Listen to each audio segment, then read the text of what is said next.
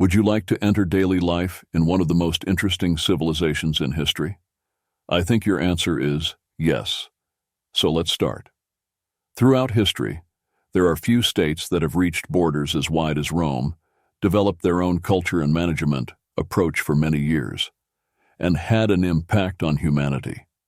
Despite this, we do not know how the state was established. Predictions can only be made based on legends. The most famous of these legends is the story of the brothers named Romulus and Remus. Let's examine the founding legend of this magnificent state before starting daily life in Rome. The legend begins with the dethronement of a local king, Lumi, by his grandson brother Amulus. The dethroned King Lumi. Her grandson also has a daughter named Silva. Silva is not killed and sent to the temple because the penalty for giving birth to a child in the temple is death. In this way, a new crown prince will not be born to the throne. But according to belief, she is impregnated by Ares, the god of war. And during this pregnancy, two children named Romulus and Remus are born. Thereupon, the one who took the throne, King Aemilius, executes Silva by drowning him in the river, and puts the children in baskets and leaves them in the river. The basket, which is dragged by the current, gets stuck on the branches of the fig tree after a while. A she-wolf suckles and raises Remus and Romulus until a shepherd finds them, and this event is the subject of many statues in Rome. Raised by the shepherd and his wife, the twins turn into strong young warriors. Remus and Romulus, who learn their true identities, return to the place where they were born. They kill the cruel king and return the throne to their grandfather, Lumitor. While they were starting to build, a fight broke out between the two brothers due to a simple disagreement. Romulus, who succumbed to his anger, killed his brother Remus and founded the city alone. This city, founded by Romulus, was named Rome. The date of its foundation is accepted as April 21st, 753 BC by the Romans. In fact, although we do not have any sources other than the legend, estimates show approximately these periods. It is thought that the brother-hearted and leadership fights in this legend are a reflection of the internal turmoil experienced in all phases of Rome. So what was the daily life of the Roman people? Let's take an adventurous journey to 2,000 years ago together. Let's go on a journey. Houses of the Romans. We can divide Roman houses into two, Pig and Insula.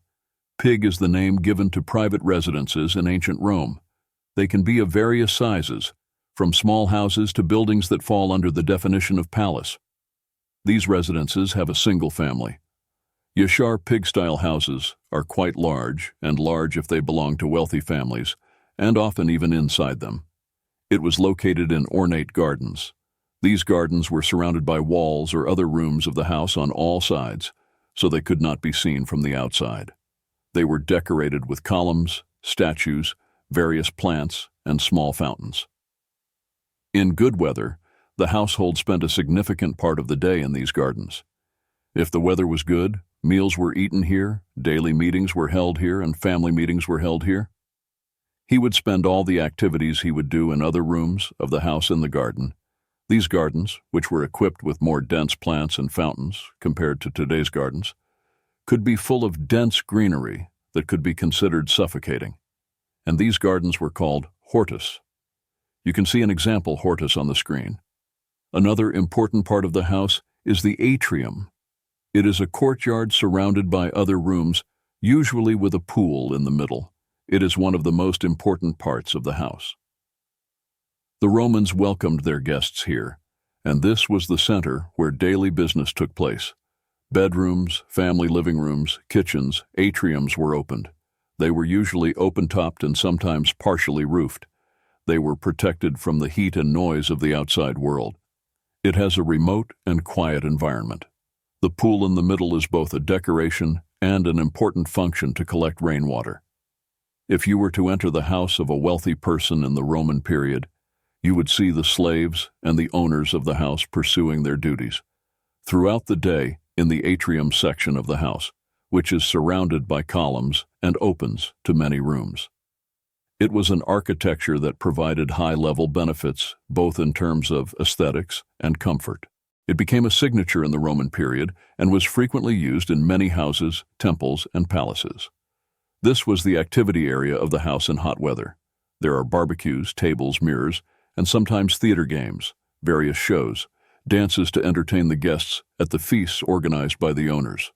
Small gladiator fights were held here. Families with noble ancestors would have masks made with plaster casts from their ancestors' faces. A noble family could have dozens of face masks. The masks were usually made by removing a plaster cast from the face after the person died. Some nobles placed oil lamps behind each mask to show their reputation at the feasts they held in their homes. Or he would create a visual feast by placing candles. In the events organized by the family in the atrium, slaves would sometimes have sexual intercourse with each other and watch live porn. Although this was rare, it was not uncommon in Roman history. They were ornate and large rooms. The walls were decorated with frescoes and the columns added magnificence to the interior. But from today's point of view, one of the most important disadvantages of Roman houses is that the wall paintings and paints were generally done in dark colors. Although it was a warm Mediterranean city, the rich Romans used dark paints in their homes as an additional series, even red. However, it was expected that an architecture in the Mediterranean would be decorated in lighter and fresher colors. As a matter of fact, the biggest disadvantage of dark color is that it absorbs light and reflects heat. We see the same wall paint style in other rooms of the house, as well as in bedrooms, which are smaller than today. Bedrooms are on average 4 or 5 bedrooms. They were square meters, and the beds were made for single people. In the houses of the rich, each family member had a separate bedroom. This was also valid for spouses, and they occasionally slept together. The sofas in Roman houses were not seats where you could sit back and sit comfortably like today's sofas. Even in the most luxurious houses, the seating areas usually consisted of divans for a single person to lie on. For this reason, conversations and banquets generally took place not by sitting around a table, but by lying on sofas. Various trays were placed on lower tables so that they could easily reach by lying down during the meal. Toilets in the houses of the Romans were called latrina. Latrinas are usually adjacent to the kitchen and separated by a wall, and sometimes to one side of the kitchen. The bathroom, toilet, and kitchen were built as a set. The oil lamp next to the toilet provided illumination. The dirty water accumulated in the toilet was discharged to the outside of the house through waste pipes. The toilets, sometimes made of wood and sometimes of marble, were about 1/2 meter high with a large hole in the middle. Mostly the Roman poor and impoverished. The places where families lived were called insulas, which were similar to today's apartments, and could go up to 9 floors. Insulas were built to reduce costs and accommodate the increasing population of Rome. There were insulas where the middle class or lower class stayed, depending on your budget, and most of them were single rooms, without water, toilet, or kitchen. All needs were found in a single room of the house, or in 2 or 3 rooms if your economy was good. An average of 200 people lived in an insula, and rent was paid to the owners. The Greek historian Blokos conveys what he said about the Roman senator as follows: "Animals on the ground and birds in the sky have nests and places to protect themselves, but Italy. The people who fought and died for the war can only have access to the blessings of daylight and air. Look at the houses rising like towers, houses rising 10 floors on top of each other. Not only were these houses devoid of plumbing and kitchen, consisting of cold, airless, and overcrowded rooms, but they were also technically poorly constructed." He describes the ground as follows: "It shook every time the wind blew. That is, insulas were very unsafe places. While the lower floors were used for shopping and entertainment venues, that is, taverns, the upper floors were made for accommodation purposes. The Romans were the first civilization to build multi-story buildings with insula. Today, insula ruins are mostly seen in Rome and Ostia. Up to 40 people live together in a room of 400 square meters in the insulas where the upper class lived. After frequent fires and collapses, Emperor Augustus restricted the height to 70 Roman feet, which corresponds to 20 meters. After the Great Roman Fire, the height was reduced to 60 Roman feet, that is 17.5 meters, by Emperor Nero. These are the structures that laid the foundation of today's apartment life and opened the door to epidemics due to their dense crowding. Due to security problems and extra flights of stairs, the top floors of the insulas were the least desirable and therefore the cheapest to rent. There is a common toilet. Apart from this, there are potties in the rooms or in the insula houses with several rooms. The rooms where the poorest people stayed were called celle, and it was not surprising to see many people staying in the same room in a cramped manner. These sections were usually located on the top floors, where access was most difficult, and you had to climb an average of 200 steps. Poor workmanship, thanks to the foundations and construction materials. Sometimes that much, they were so flimsy that bricks or masonry materials often collapsed, killing passers-by. Lawyers of the time noted that it was a nightmare to try to determine who was legally responsible, the owner, the tenant, or the subtenant, when a passerby was injured in an accident. In this context, the insularius, the responsible guardian of every insula, and we encounter the figure of the fire brigade. Fire brigades always had the right to check if there was a problem inside. Some of the most famous Romans were slum networks.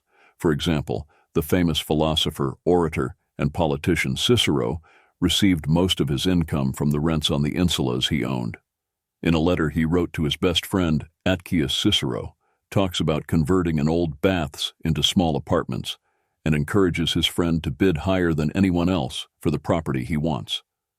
We know that the extremely wealthy Marcus Crassus supposedly waited for the buildings to burn down. He may even have burned down his own insulas to build new ones and pay them at high rents.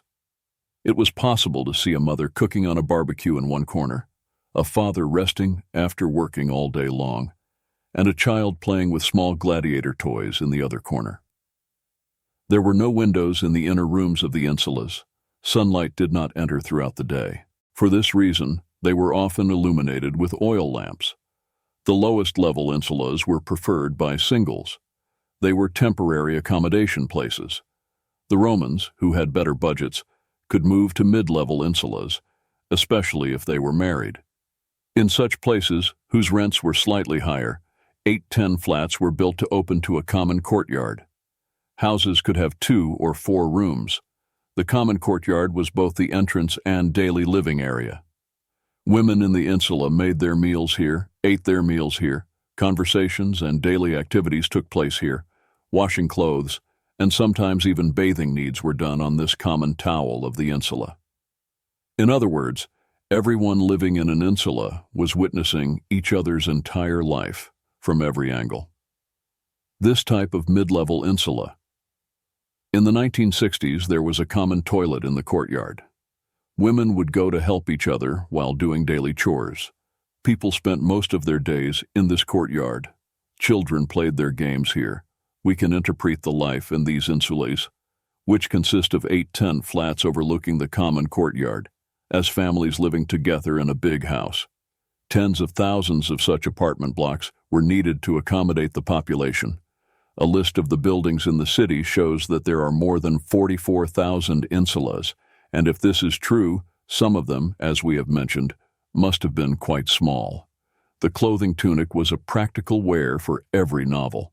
The tunic that was often mentioned in Roman times. It is the basic form of clothing for women. The length of the tunic used was mid-calf for men, while it extended to the ground or ankles for women of all statuses. The tunic was draped or occasionally used with a waist belt. In Rome, it was mostly belted except for summer or religious ceremonies. It was used in various seasons. The tunic, which usually extends below the knee, was worn as a single piece, and sandals were put on the feet. Everyone, slave or worker, wore a tunic. They woke up with a tunic on. Workers' tunics were shorter so that they could move easily. In cold weather, they would eat 2 or 3 tonics in a row. Roman historian from Cethius notes, it is understood that Emperor Augustus wore a 4-layer tunic during the winter months. He wore a heavy toga, a breastplate, and an undershirt, and also used a cover covering his legs and hips.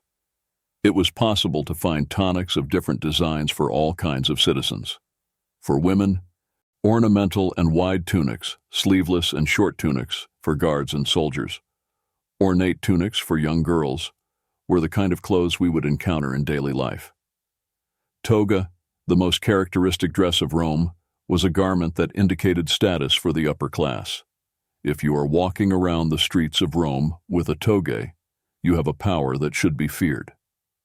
It means that the penalty for wearing a toga by an ordinary citizen was death. Toga is the most characteristic garment of ancient Rome, which was obtained by wrapping a belt approximately 6 meters long around the body in a certain way, that is, by wrapping it around the body, and was generally worn over a tunic. The toga was without exception, and the tunic worn inside it was generally made of linen. Throughout history, toga was generally worn by men, while women preferred to wear stola.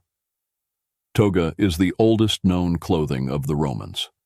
The toga, which was taken off while working indoors or in the fields, was worn only outside. We learn this from a story of Senatus. One day, while he was working in the field, a member of the Senate came to inform him that he was declared dictator by the Senate. Dictatorship was a respected and official position in Rome. Meanwhile, seeing the messenger coming from a distance, the voice immediately sent his wife home and brought his toga so that he could receive the delegation in an appropriate manner. The truth of the story may be controversial, but it is still a good example of the sensitivity of the Romans on the subject. Music, but toga. It preserved its existence as the dominant robe of the empire. Since the toga was not worn by the soldiers, it was also called a sign of peace. Civilians were sometimes called togatus, in the sense of wearing a toga, in contrast to the sagua worn by the soldiers. Or it means that the military power should be transformed into civilian power, so that the weapons will give way to the toga. It is a long rectangular piece of fabric that Roman women used outside the home as a coat. Just like Near Eastern women today, women in ancient Rome did not go out of the house without covering themselves modestly with a veil. A covered his body and possibly his head with a palla to protect himself from the cold and from any inappropriate display. Thus, he thought that he was protected from any bad looks or inappropriate behavior.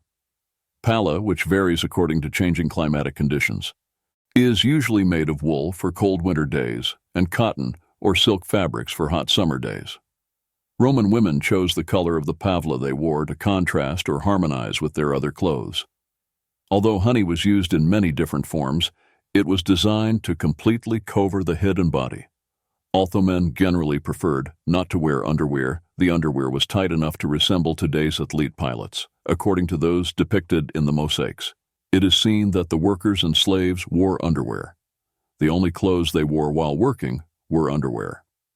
However, it is difficult to say that Roman men preferred to wear underwear as a daily habit. We see in various mosaics that women wore chest bands and panties. Although street dancers preferred to be naked, women wore headbands. Panties made of white and layered fabric, or panties made of materials such as leather and linen in various colors, are both a protection against menstruation and one of the showpieces of noble women.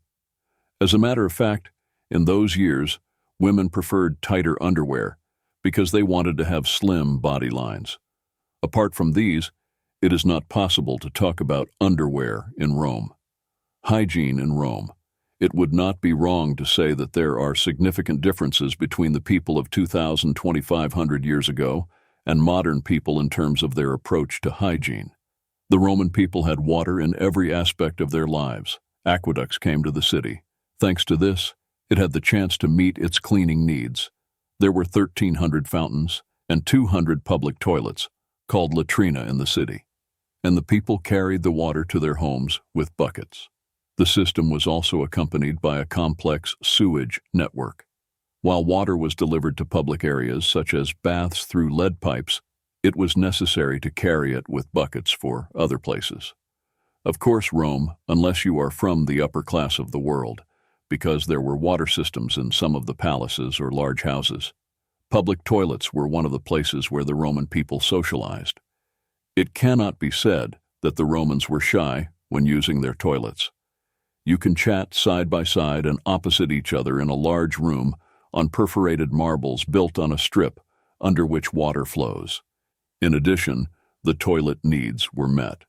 While the water flowing from the bottom was fulfilling its duty, anal cleaning was done by attaching a sponge, which the Romans always carried with them, to a stick. These sticks were shared by everyone. The sponges belonged to the person and were stored in the pocket with a cloth. After this process, the water passed through the small channel flowing from the front. The sponge used to be cleaned with a sponge, and often it was not done at all. Now you see a Roman toilet on the screen. In ancient cities such as Ephesus, Roman toilets preserved almost as they were on the first day are still in their places. Although Romans with private toilets are not often found in these public areas, some high-level Roman bureaucrats can hear the pulse of the public. It is known that he went to these toilets to hold a meeting or for some political activities and participated in toilet conversations. That is, toilets were very good places to form a big social network, hear daily gossip, meet and talk with a friend, or simply talk about business, and of course urine was too valuable to be wasted. Today, we use our urine without hesitation. While flushing or removing water with water, in ancient times, urine was considered a valuable commodity. Urine contained a wide variety of minerals and chemicals such as potassium and phosphorus. The Romans believed that urine whitened teeth and protected them from cavities, so they used urine to make toothpaste by mixing mouthwash and pumice stone, according to the Romans. The best, and therefore the most expensive urine on the market, came from Portugal. This urine was allegedly the strongest in the world and was therefore preferred for whitening teeth. Even though most people today would reject a urine-based toothpaste, the urine actually worked because urine contains ammonia, which is found in many cleaning products today. If you leave urine in an open container, it will start to deteriorate and then produce ammonia due to contact with air. In addition, the power was used in the laundry in the Roman period. Thanks to the ammonia, urine was also important in the textile industry, which developed from the beginning to the end of the Roman state. In fact, urine was often used to whiten wool and laundry, and it was used to tan the skins. It was bought by the public in barrels. It was kept at home or in the garden for those who were lucky. This was how clothes were cleaned. In the 1st century AD, the Roman Emperor Nero introduced a new taxation known as vectigale uranium, which means urine tax in Latin. They were taxing the urine collected from the area, because the lower classes used to meet their needs through small pots by emptying them into the sewers. Urine was also collected from public toilets. The person collecting the urine paid taxes in return.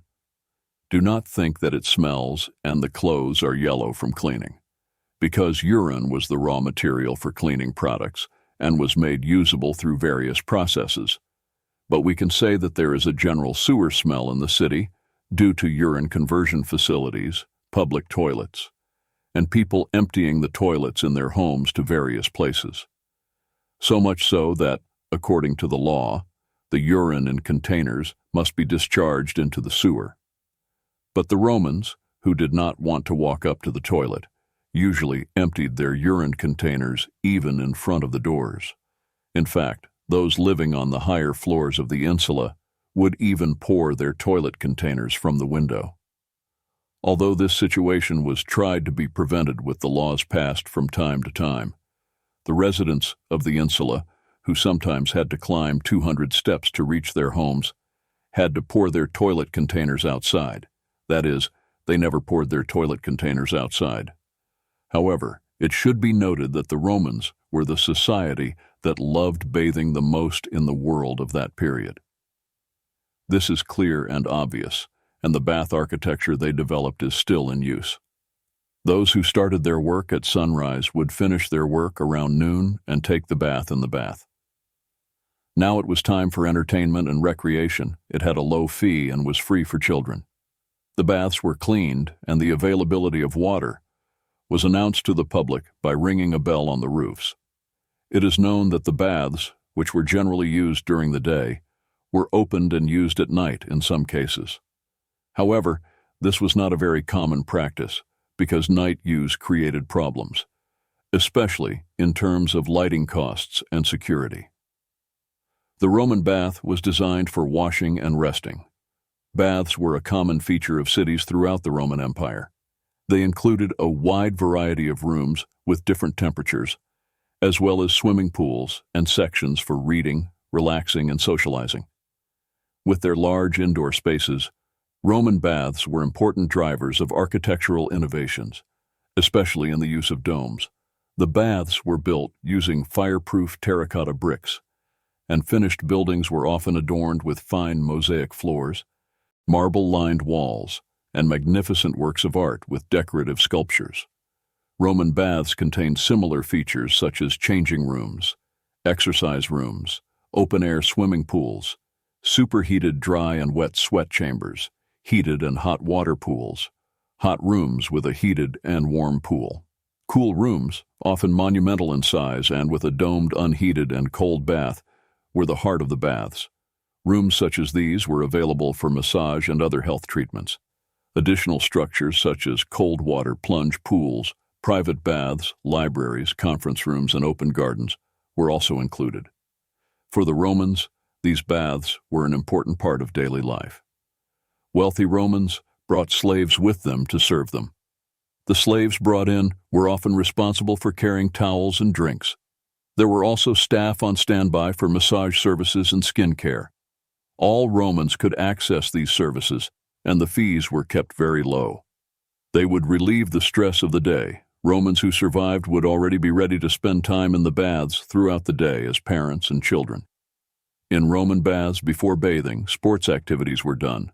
Running, lifting weights, and wrestling can be given as examples. After the exercises, the servants would find the oil of the masters and then scrape the oil with the help of a board or bone in this way. In the Roman bath, body cleaning was done with a tool called stringles. With this tool, the sweat, sand, and dust that stuck to the body were removed, and then the body was lubricated in an area called aliuron. Temes, or the Greek term thermos, was used for hot spring-style hot water pools. In most of the public baths seen in the ruins in Pompeii, men were used. It was seen that there were separate sections for men and women in some baths. In some baths, the heated water was heated in the oven from below, in a separate area. The heated water was transmitted to the pool through pipes. There were also elevated sections within the pools in the baths that could only be used by the upper class, and these were called extra. Apart from these, there were also large rooms in the houses or palaces of wealthy Romans. There were baths of various sizes, and sometimes naked entertainments were held in these baths. The Romans, who had unlimited initiative over their slaves, could organize entertainments in their own baths, either with prostitutes or with their slaves. You can easily imagine this scene in your mind. A rich Roman is having a sex party in his private bath while playing music such as harp or horn. Musicians playing instruments, while slaves carrying fruit, wine, and food on trays are always ready and waiting to carry out orders with their eyes on their masters. Of course, do not forget the male or female slaves who served sexually. I am sure that this scene took place very often in the private baths of the Roman rich. We will see the crazes in more detail while explaining the sexual life in Rome in the following sections. Food in Rome, the food culture of the Romans, as in modern life and human nature, starts with breakfast early in the morning. The first thing the urban Romans who woke up before sunrise would have breakfast was the poor, while they were getting ready to go to work. On the other hand, they would have a quick breakfast consisting of bread, water, wine, olives, and maybe cheese. The people did not have enough variety to set a table for breakfast, so it was served as a snack, and sometimes only bread was eaten. The rich people would sit down to a rich breakfast consisting of meat, fish, vegetables, fruits, honey, and bread. In those years, sugar was consumed. It was not yet known. We need to remind that the Roman state was based in Italy, but it was a state that spread throughout the Mediterranean, Europe, and certain parts of Africa. Of course, as a Mediterranean civilization, one of its basic foods was olive oil, and the other was wine. We know that both were intensively produced and traded, and the country's grain, an internal turmoil or rebellion in Egypt, could even cause the Romans to die of hunger. As a matter of fact, grain imports from Egypt to Rome were cut off during Marcus Antonius's struggle to go to Egypt, marry Cleopatra, and seize power against Rome. The dog had to eat a mouse. Even cannibalism was observed. But at that time, the tomato, which has an important place in the current Mediterranean cuisine, was not known. Most of the fruits and vegetables were not available or popular. Fruits such as grapes, figs, apples, and pears were consumed abundantly by the Romans. Willows like eggs, fish and pork, and legumes. Vegetables such as chard, artichoke, beetroot, asparagus, etc. were very popular, and we see that they were widely included in the recipes inherited from the Romans. The book called Circuit Conalilla on Cooking, which can be considered the first cookbook in history, is one of the important sources describing Roman cuisine that has survived to the present day. Roman Gourmet. In the book written by Apicius, detailed information is given about recipes and quality ingredients. From Apicius' explanations, we understand that the Romans did not prefer cattle, sheep, and goats for meat, because they used them in field work and took columns.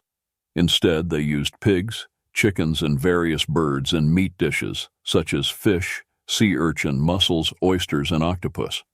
Although seafood was a favorite food of the Romans, not everyone had access to fish and seafood because they were difficult to hunt.